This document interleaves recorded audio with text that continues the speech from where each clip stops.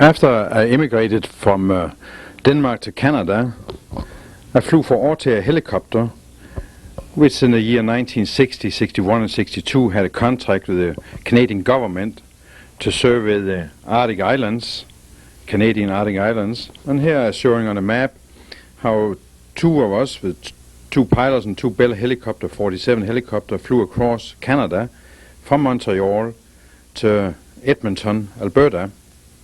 I'm showing Edmonton. In Edmonton we disassembled the Bell helicopters and put them on a Bristol freighter, which flew us up through Canada, up to the Northwest Territory, to Cambridge Bay on Victoria Island on the DO line, where we refueled, and from there on, I'm showing Cambridge Bay on Victoria Island. From there on we flew up through the Arctic Islands to Resolute Bay and on up to Ellef Ringnes Island. On Ellef Ringnes Island there was a small joint Canadian-US weather station on a small place called Isachsen.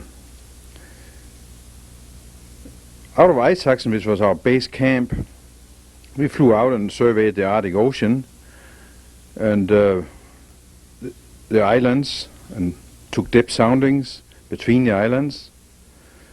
The reason for that was, I'm showing a Bristol freighter which took us up to Isachsen. The reason for the surveying was to see if it was feasible to run a ship from the Hudson Bay over to the North Shore of Alaska. Isachsen itself is located about 300 miles north of the magnetic North Pole, which was just outside Resolute Bay on Cornwallis Island.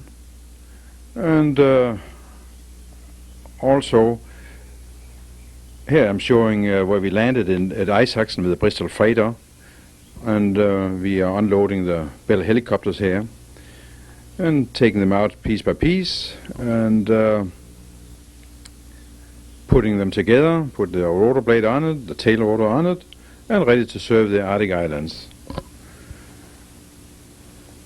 We surveyed most of the time out on the 80th parallel, which is approximately 700 miles north of the North Shore of Alaska, just to indicate how far north we really were.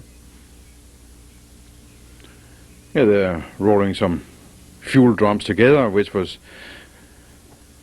most of the time was put on that de Havilland otters and dumped out on the ice someplace where we knew where they were, and we would then slowly survey our way through the Arctic Islands and the Arctic ice and gas up wherever the gas catches was located.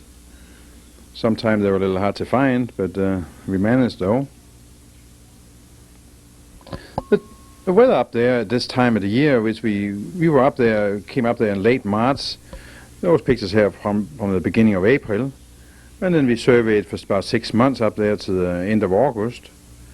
And at that time of the year, the sun was up there all the time, so we had no problem with nightfall. And the temperature at that time here in the beginning of April were about minus 40 degrees below in Fahrenheit. And in the summertime, in July, and that time, July, August, the warmest time, we had about 35 degrees plus temperatures, which was about a couple of degrees over freezing. Here we are showing a de Havilland otter, which was a supply airplane.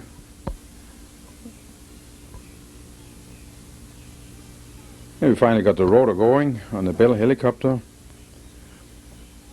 ready to go out.